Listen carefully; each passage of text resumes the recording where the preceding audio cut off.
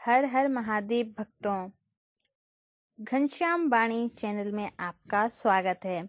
इसकी पहली वीडियो में हमने जाना था माघ मास के महत्व के बारे में। माघ मास में स्नान और व्रत के क्या महत्व हैं उनके बारे में हमने अपनी पहली वीडियो में जान लिया है।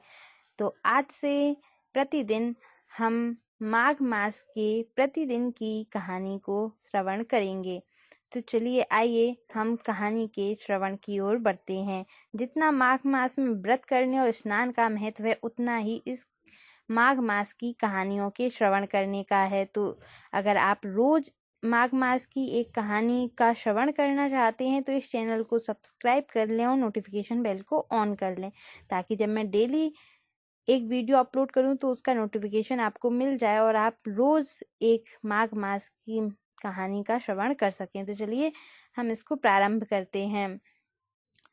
सारे संसार के कर्ता श्री भगवान विष्णु, देवी सरस्वती तथा श्री गुरु जी के चरण कमलों में नमस्कार करके मैं इस माघ मास महात्म भाषा की रचना करता हूँ। एक समय श्री सूत जी ने अपने गुरु श्री व्यास जी से कहा कि गुरुदेव, कृपा करके आप मुझसे माघ मास का महात्म कहिए, क्योंकि मैं आपका शिष्य हूँ। व्यास जी कहने लगे कि रघुवंश के राजा दिलीप एक समय यज्ञ के स्नान के पश्चात पैरों में जूते और सुंदर वस्त्र पहनकर शिकार की सामग्री से युक्त कवच और शोभायमान आभूषण पहने हुए अपने सिपाहियों से घिरे हुए जंगल में शिकार खेलने के लिए अपनी नगरी से बाहर निकले। उनके सिपाही जंगल में शिकार के लिए मृग, व्याघ्र, सिंह आदि जंतुओं की तलाश में इधर उधर फिरने लगे। उस वन में वनस्थली अत्यंत शोभा को प्राप्त हो रही थी। वन में कहीं वृक्षों पर मोर नाच रहे थे, कहीं कहीं मृगों के झुंड फिरते थे, कहीं गीदड़ अपना भयंकर शब्द कर रहे थे, कहीं गैंडों का समूह हाथियों के समान फिर रहा था,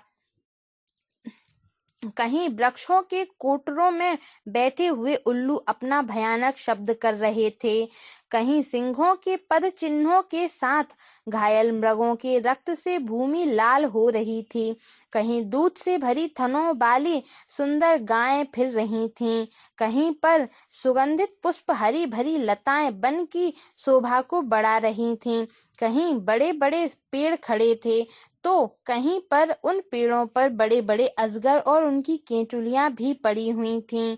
उसी समय राजा के सिपाहियों के बाजे की आवाज सुनकर एक मृग वन में से निकलकर भागने लगा और बड़ी बड़ी चौकड़ियां भरता हुआ आगे बढ़ा। राजा ने उसके पीछे अपना घोड़ा दौड़ाया, परंतु मृग पूरी शक्ति से भागने लगा। मृग कांटेदार वृक्षों के एक जंगल में घुसा और राजा ने भी उसके पीछे वन में प्रवेश किया, परंतु दूर जाकर मृग राजा की दृष्टि से ओझल होकर कहीं निकल गया। राजा निर्जन वन में अपने सैनिकों सहित प्यास के मारे अति दुखी हो गया। दोपहर के समय अधिक मार्ग पर चलने से सैनिक थक गए और घोड़े रुक गए। कुछ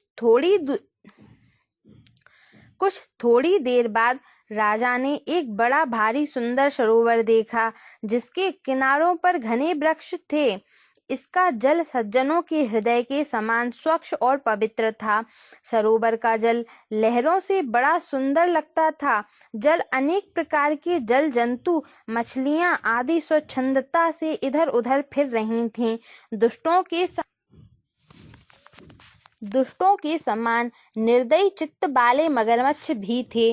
किसी किसी जगह लोभी के घर के समान सिमाल भी पड़ी हुई थी। जैसे विपत्ति में पड़े हुए लोगों के दुखों को हरने वाले दानी पुरुष के समान यह सरोवर अपने जल से सबको सुखी करता था, जैसे मेघ चातक के दुख का हरता है। इस सरोवर को देखकर राजा की थकावट दूर हो गई।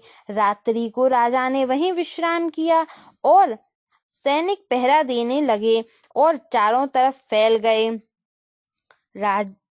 रात के अंतिम समय में सूकरों के एक झुंड ने आकर सरोवर में पानी पिया और कमल के झुंड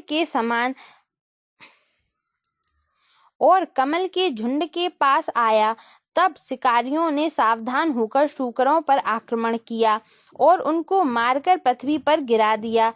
उस समय सब शिकारी कोलाहल करते हुए बड़ी प्रसन्नता के साथ राजा के पास गए और राजा प्रभात हुआ देखकर उनके साथ ही अपनी नगरी की तरफ चल पड़ा। रास्ते में एक तपस्वी को देखा जिसका शरीर तपस्या और नियमों के कारण बिल्कुल सूख गया था, जो मृगछाला और बलकल पहने हुए थे और नख, रोम तथा केश धारण किए थे। राजा ने ऐसे घोर तपस्वी को देखकर बड़े आश्चर्य से उसको प्रणाम किया और हाथ जोड़कर खड़ा हो गया। तपस्वी ने राजा को कहा कि हे राजन, इस पुण्य शुभ माघ में इस सरोवर को छोड़कर तुम यहाँ से क्यों जाने की इच्छा करते हो? तब राजा कहने लगा कि महात्मन, मैं तो माघ मास में स्नान के फल को कुछ भी नहीं जानता। कृपया करके आप विस्तार। माघ मास के प्रथम दिवस की कहानी में इतना ही। दूसरे दिन की कहानी सुनने के लिए आप इस चैनल को सब्सक्राइब करके नोटिफिकेशन बेल को ऑन कर लें और इस वीडियो को आप अपने फ्रेंड्स एंड फैमिली में ज़रूर शेयर करें ताकि वो भी प्रतिदिन एक नई कहानी सुनकर इस माघ मास के व्रत को कर उसका फल प्राप्त कर सकें। इस वीडियो को लास्ट तक देखने के लिए धन्यवाद। Thanks for watching. Bye bye.